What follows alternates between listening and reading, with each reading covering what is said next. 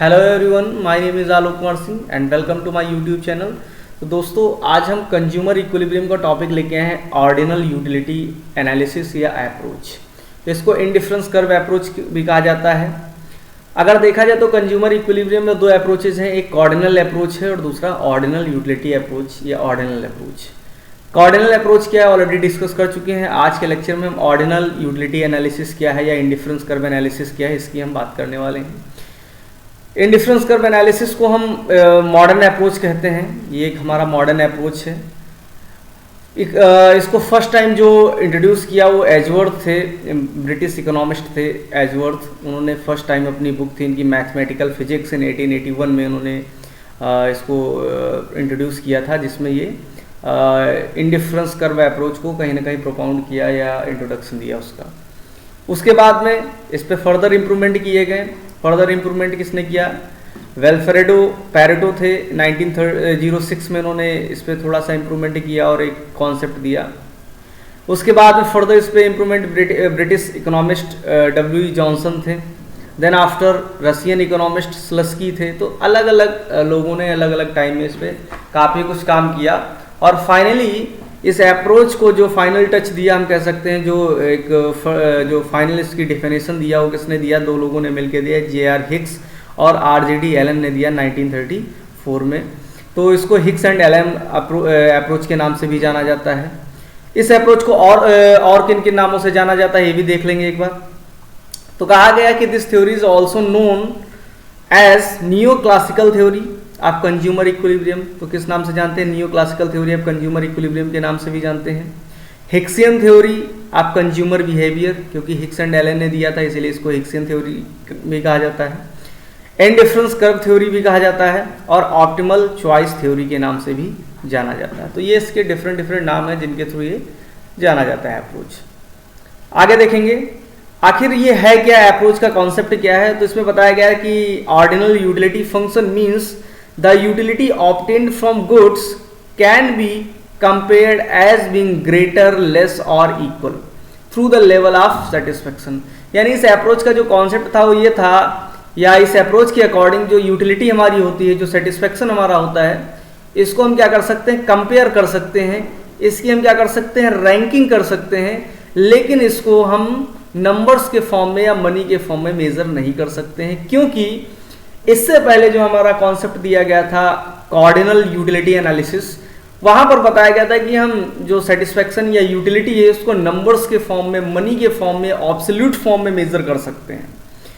इस चीज को यहाँ पर कहीं ना कहीं क्रिटिसाइज करके बताया गया कि नहीं, ऐसा पॉसिबल नहीं है कि यूटिलिटी या सेटिस्फेक्शन को हम नंबर्स के फॉर्म में, एब्सोल्यूट फॉर्म में मेजर नहीं कर सकते हैं।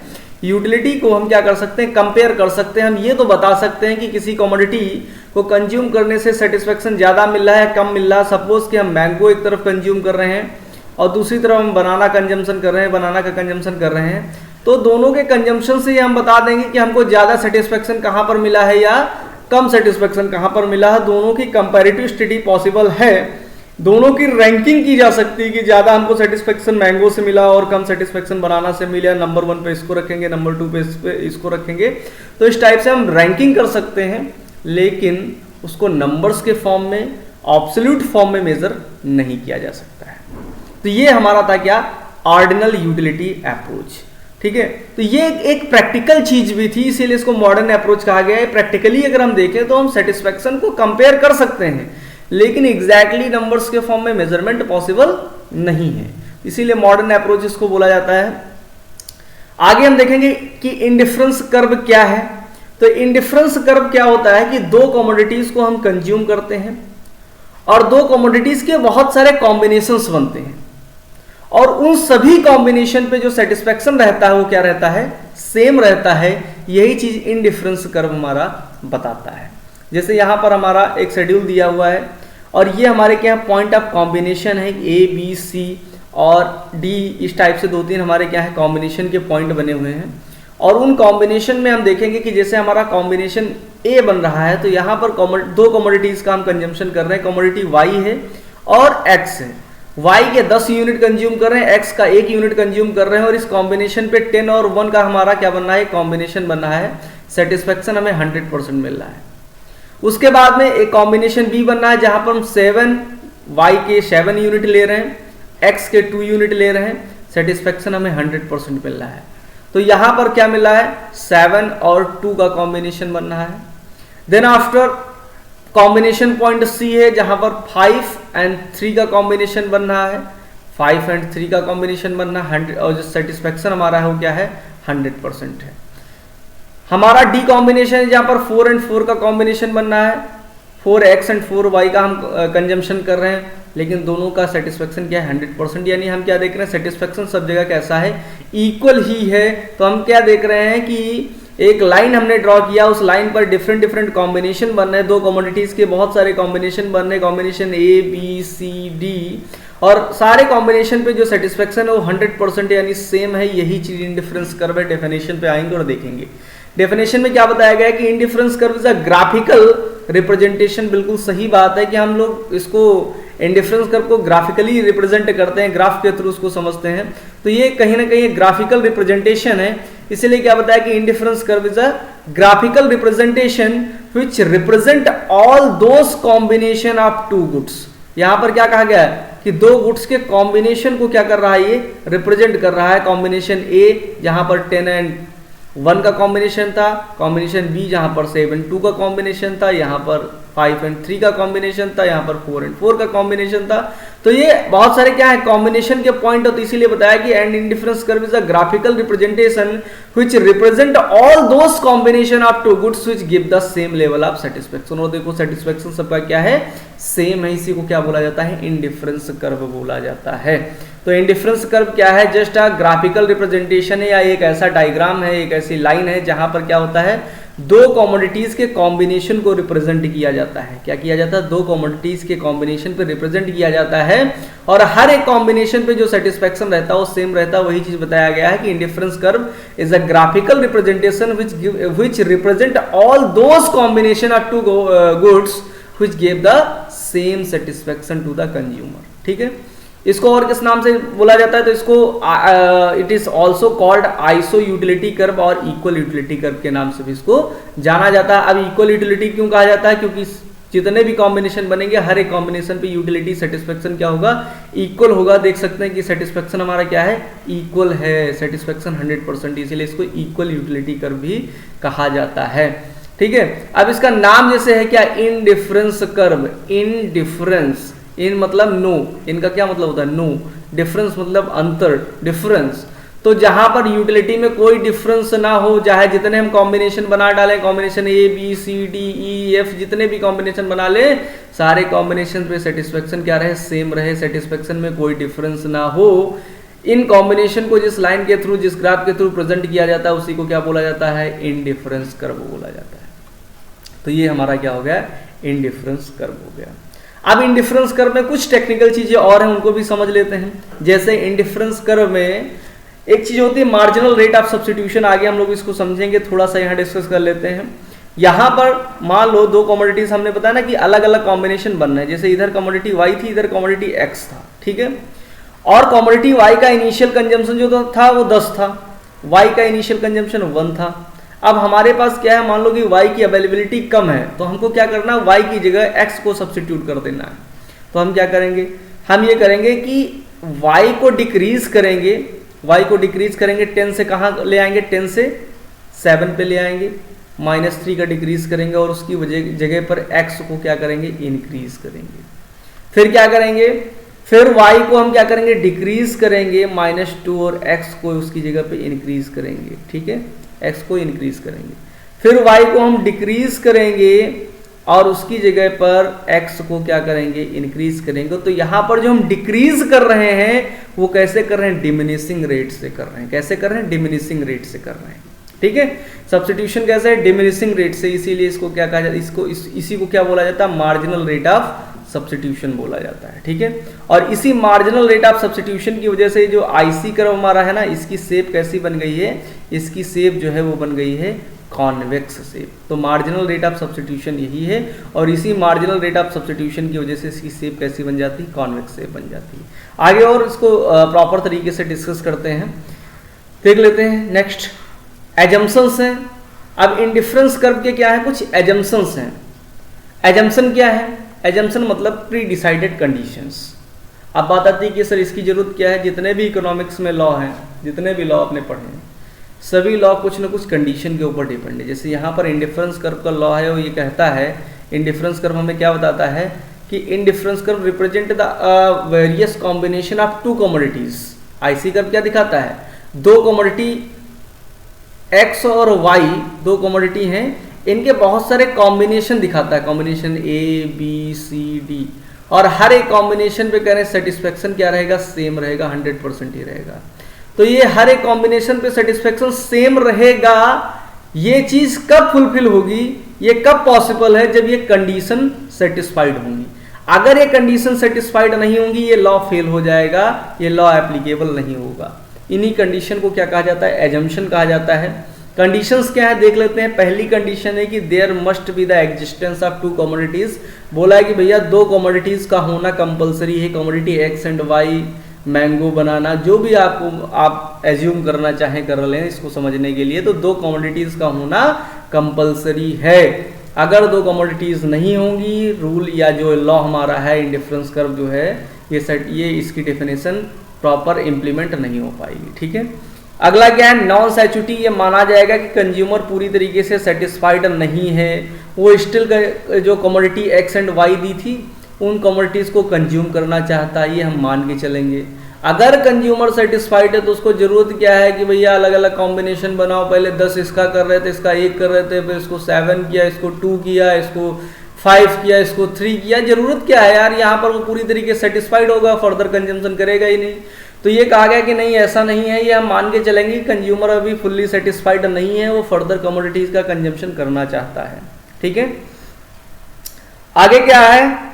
Ordinal utility. ये भी एज्यूम करके चलेंगे कि जो हमारी यूटिलिटी है वो कैसी? ऑर्डिनल है। ऑर्डिनल मतलब हम यूटिलिटी को क्या कर सकते हैं? रैंक कर सकते हैं, उसको ऑर्डर में कर सकते हैं। ठीक है, यहाँ पर लेकिन उसकी कंपेयर कर सकते हैं। यूटिलिटी को हम नंबर्स के फॉर्म में मेजर नहीं करेंगे, ये हम एज्यूम करके चलेंगे, मान के चलेंगे। ठीक है, यूटिलिटी या सेटिस्फेक्शन को हम क्या कर सकते हैं? ऑर्डरिंग वे में उसको प्रेजेंट कर सकते हैं, उसको जो है रैंकिंग उसकी कर सकते हैं। ठीक है, ये हम एज्यूम करके चलेंगे।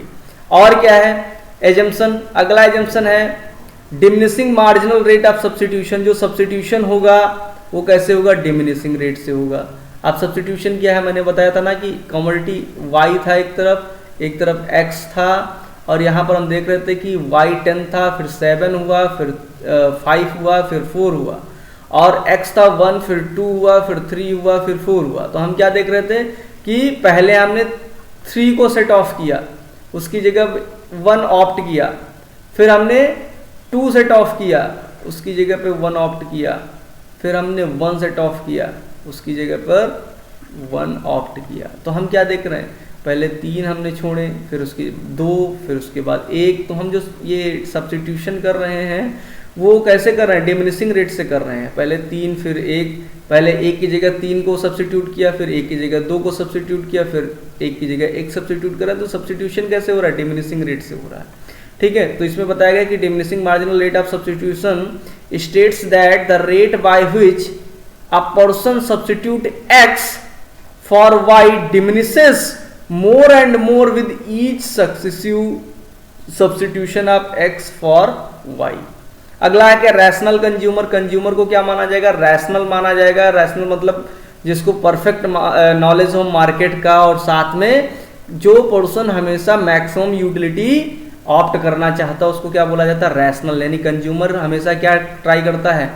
उसको ज़्यादा से ज़्यादा सेटिस्फेक्शन मिले और उसको परफेक्ट नॉलेज हो मार्केट का। ऐसे कंज्यूमर को क्या बोलते हैं?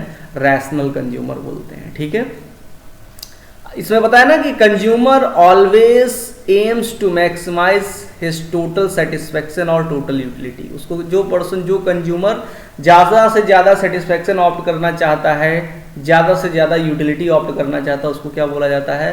रैशनल कंज्यूमर कहा जाता है। ठीक है, तो ये क्या थे? एजम्पशंस थे, इसकी कुछ कंडीशंस थी। उसके बाद में एक यहाँ पर नया टॉपिक एड ऑन मैंने कर दिया। नया क्या? इसी से रिलेटेड है, that is indifference map. Indifference map क्या है?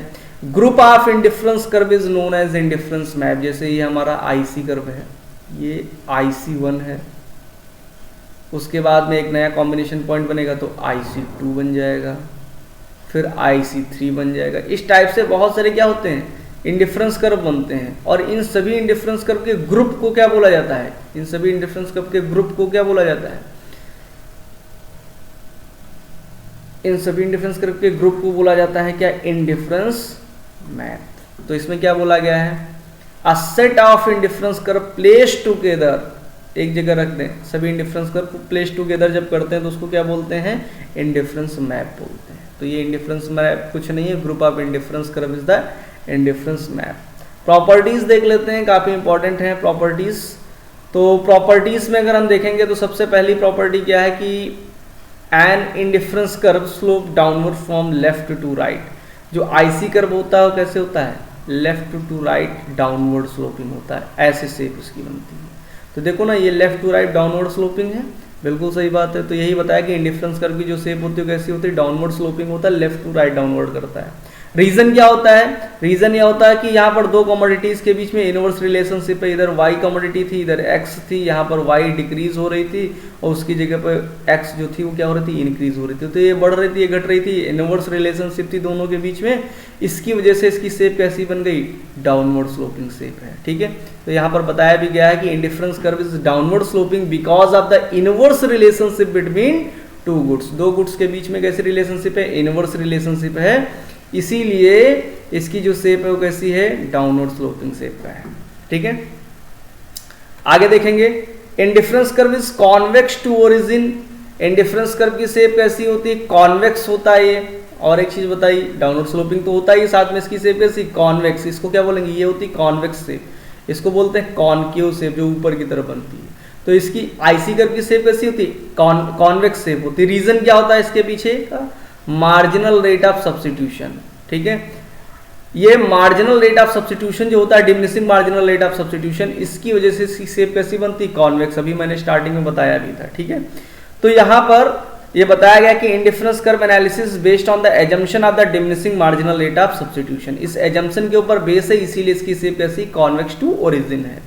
आगे बोला है कि ये diminishing marginal rate of substitution क्या है, हमने बताया था, एक बार फिर से देख लेते हैं। कहा the rate at which consumer willing to give up unit of one good in exchange for unit of another good and remain equally satisfied। हम क्या करते हैं, एक कमोडिटी को गिव अप करते हैं, 10 से 7 पे लाते हैं, 7 पे 5, 5 से 4 पे लाते हैं। तो यहाँ पर हम क्या कर रहे हैं, पहले 3 का गिव अप किया, फिर 2 का किया, फिर 1 का गिव अप किया।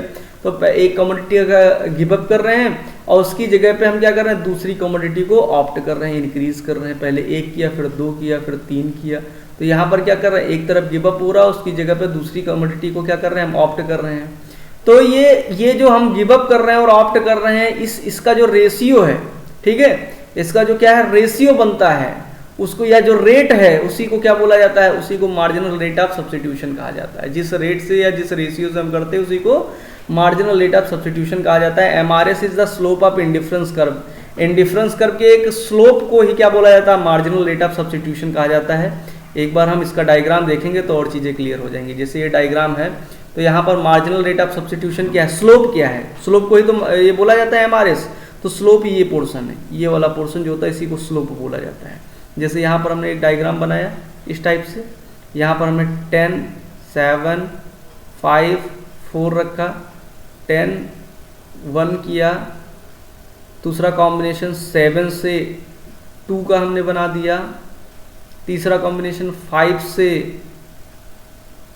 3 का हमने बना दिया, चौथा कॉम्बिनेशन 4 से 4 का बना दिया। तो इस टाइप से एक कॉम्बिनेशन बन गए और इन कॉम्बिनेशन को ड्रॉ करते हुए IC कर्व बन गया। तो ये देखो पहला कॉम्बिनेशन जो बना, यहाँ पर क्या किया हमने, 3 का गिव अप किया और 2 को इसकी जगह पे बढ़ा दिया। तो ये जो बना पोर्शन, ये जो पोर्शन बना ये वाला, 3 का गिव अप किया था यहाँ पर, 2 को हमने, 1 को वहाँ पर बढ़ाया था, ठीक है, 1 हमने बढ़ाया था और 3 गिव अप किया था। तो ये जो हमारा पोर्शन है इसी को क्या बोला जाता है, स्लोप बोला जाता है। तो ये जो स्लोप होता है इसी को क्या बोला जाता है, मार्जिनल रेट ऑफ सब्स्टिट्यूशन। ऊपर की लाइन में यहाँ पर दिया हुआ है कि marginal rate of substitution is the slope of indifference curve. Indifference curve का एक जो ये स्लोप बना है ना, एक ये जो स्लोप बना है, इस स्लोप को ही क्या बोला जाता है, मार्जिनल रेट ऑफ सब्स्टिट्यूशन बोला जाता है। ठीक है, आगे एक फॉर्मूला भी गिवन है कि marginal rate of substitution is equal to change in sacrifice upon change in gain. Sacrifice कितना किया था 3 और गेन कितना किया था 1। तो ये जो है सेक्रीफाइस अपॉन गेन करेंगे हमारा क्या निकल के आएगा, मार्जिनल रेट ऑफ सब्स्टिट्यूशन निकल के आएगा। ठीक है, आगे देखते हैं। अगली जो प्रॉपर्टी है वो क्या है, अगली प्रॉपर्टी हमारी है higher indifference curve yield the higher level of satisfaction. एक हायर इंडिफरेंस कर्व, जाहिर सी बात जितना ज़्यादा हाई इंडिफरेंस कर्व होगा उतना ही ज़्यादा क्या होगा, सेटिस्फेक्शन हमारा बढ़ेगा, क्योंकि उतना ही ज़्यादा हम क्या करेंगे, उतना ही ज़्यादा हम कंजम्पशन करेंगे। ठीक है, उतना ज़्यादा क्या करेंगे, कंजम्पशन करेंगे। कैसे करेंगे इसको भी एक बार देख लेते हैं। हाँ, ये जैसे हमारा आईसी कर्व बना, एक बार फिर से इसको हम देखेंगे। और यहाँ पर हमने कॉम्बिनेशन बनाए थे कि इसका 10 था, 10 से 1 कमोडिटी इधर, फिर हमने क्या किया 7 किया, 7 से 2 हुआ, 5 से 3, 4 से 4। ये हमारा क्या था, एक कॉम्बिनेशन पॉइंट था और इसको ड्रॉ करते हुए हमने IC1 बना दिया था। अब यहाँ पर अगर देखा जाए तो पहला कॉम्बिनेशन कैसे बना था, 7 और 1 का कॉम्बिनेशन बनना था। इस टाइप से 7 एंड 1 का 10 एंड 1 का कॉम्बिनेशन बनना था, सॉरी 10 एंड 1 का कॉम्बिनेशन बनना था। इस टाइप से हमने कहा कि एक काम करते हैं, जो कमोडिटी Y है और इधर कमोडिटी X था, हम एक काम करते हैं कि इसको थोड़ा सा हम बनाएंगे 10 और 2 का कॉम्बिनेशन हम बनाना चाह रहे हैं। अब 10 और 2 का कॉम्बिनेशन बनाएंगे, देखो एक नया पॉइंट ड्रॉ कर दिया। दूसरा कॉम्बिनेशन हमने कहा 7 और 2 का नहीं बनाएंगे, हम 7 एंड 3 का कॉम्बिनेशन बनाएंगे, यहाँ पर ड्रॉ करेंगे। चौथा कॉम्बिनेशन हमने कहा 5 एंड 4 का हम बनाएंगे कॉम्बिनेशन, यहाँ पर एक ड्रॉ कर दिया। आप देखो एक नई इंडिफरेंस कर्व लाइन ड्रॉ हो गई। तो हमने क्या किया, पहले जो हमारा कॉम्बिनेशन था 10 और 1 का था, 7 और 2 का था और 5 एंड 3 का था। हमने कहा हम इसको चेंज कर रहे हैं, अब हम करेंगे 10 और 2 का करेंगे, 7 और 3 का करेंगे, 5 एंड 4 का करेंगे। तो हमने क्या किया, कंजम्पशन देखो बढ़ा दिया। 10 1 का हो रहा था, अब 10 2 का हो रहा है, 7 2 का हो रहा था, 7 3 का हो रहा है। तो हमने जैसे ही कंजम्पशन बढ़ाया, एक नई इंडिफरेंस कर्व लाइन ड्रॉ हो गई और वो भी ऊपर की साइड में ड्रॉ हुई, higher indifference curve line draw हुई। तो इसीलिए बोला कि higher indifference curve yield the higher level of satisfaction. अब ज्यादा कंजम्पशन करेंगे तो ज्यादा सेटिस्फेक्शन भी मिलेगा, यह हम मान के चलेंगे। क्यों मिलेगा, क्योंकि मोनोटोनिक प्रेफरेंस की वजह से मिलेगा। मोनोटोनिक प्रेफरेंस यही कहता है कि ज्यादा कंजम्पशन करोगे ज्यादा सेटिस्फेक्शन पाओगे। इसकी वजह से क्या होता है, कंजम्पशन हम बढ़ाते हैं, जब कंजम्पशन बढ़ाते हैं तो अपर आईसी कर्व ड्रॉ हो जाता है। ठीक है, अपर लाइन ऑफ आईसी कर्व हमारा क्या हो जाता है, ड्रॉ हो जाता है। तो ये एक हो गया हमारा क्या, एक प्रॉपर्टीज हो गई। नेक्स्ट पे हम देखते हैं क्या प्रॉपर्टी है हमारी, two indifference curve never intersect to each other. कभी भी दो इंडिफरेंस कर्व एक दूसरे को टच नहीं करेंगे। क्यों नहीं करेंगे, क्योंकि हर एक इंडिफरेंस कर्व की सेटिस्फेक्शन लेवल अलग होता है। और जब हर एक इंडिफरेंस कर्व का सेटिस्फेक्शन लेवल अलग होता है, जैसे IC1 बनाएंगे इसका सेटिस्फेक्शन अलग है, IC2 बनाएंगे इसका सेटिस्फेक्शन अलग है, 3 का अलग होगा। तो इस टाइप से सबका सेटिस्फेक्शन जब अलग होगा तो एक दूसरे को टच करने का कोई चांस ही नहीं बनता है। नेक्स्ट है two indifference curve can not intersect to each other. दो इंडिफरेंस कर्व कभी भी एक दूसरे को टच नहीं करेंगे। रीजन क्या होता है, रीजन ये होता है क्योंकि हमने बताया था स्टार्टिंग में कंडीशन दी थी कि भाई जो दो कमोडिटीज का होना कंपलसरी है। अब मान लो कि इधर कमोडिटी Y है और इधर कमोडिटी X है, ठीक। अब यहाँ पर तुमने क्या किया, एक लाइन ड्रॉ कर दिया और यहाँ पर जो कंजम्पशन हो रहा है ये पॉइंट 1 है, यहाँ पर 2 था, यहाँ पर 3 था, यहाँ पर 4 था और यहाँ पर 10 था, यहाँ पर 7 था, यहाँ पर 5 और फिर 4। इस टाइप से था।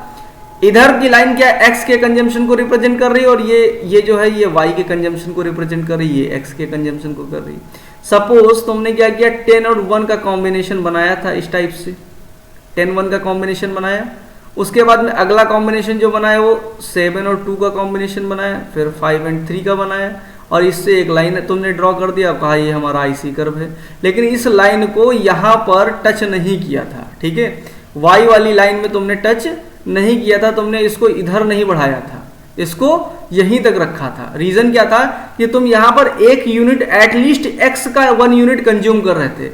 ये लाइन जैसे ही तुम इधर लाते इस लाइन में टच करते ये कंजम्पशन जो एक्स का होता है क्या हो जाता है, जीरो हो जाता है। तो किसी भी एक्सिस में अगर आप टच कर दे रहे हैं, इधर वाई एक्सिस है इधर एक्स एक्सिस है, और आईसी कर्व को किसी भी एक्सिस में अगर तुमने टच किया तो तुरंत क्या होगा, एक कमोडिटी का कंजम्पशन जो होगा वो जीरो हो जाएगा। और जैसे ही एक कमोडिटी का कंजम्पशन जो होगा, एक कमोडिटी का कंजम्पशन जैसे ही जीरो होगा क्या हो जाएगा, जो एजम्पशन था कि there must be the existence of 2 commodities, 2 commodities का होना जरूरी, वो एजम्पशन फेल हो जाएगा, लॉ फेल हो जाएगा। ठीक है, तो ये एजम्पशन हम लेके चलेंगे कि भाई हम कम कर सकते हैं कंजम्पशन, इसको 1 तक तो ला सकते हैं, यहां तक तो ला सकते हैं, लेकिन ये कंजम्पशन हम कम नहीं करेंगे, एकदम जीरो नहीं करेंगे कि ये लाइन ला के यहाँ टच कर दे, जीरो नहीं किया जा सकता है। ठीक है, तो इसकी वजह से क्या कहा है कि 2 इंडिफरेंस कर्व कितना भी नजदीक आ जाए एक्सिस के, लेकिन वो टच नहीं करेंगे। तो ये थे हमारी क्या प्रॉपर्टीज थी। अब नेक्स्ट लेक्चर में हम बजट लाइन की बात करेंगे, और बजट लाइन के बाद हम बताएंगे कि बजट लाइन और इंडिफरेंस कर्व के थ्रू इक्विलिब्रियम पॉइंट कैसे ऑप्ट किया जाएगा। ठीक है, तो तब तक के लिए थैंक यू क्लास।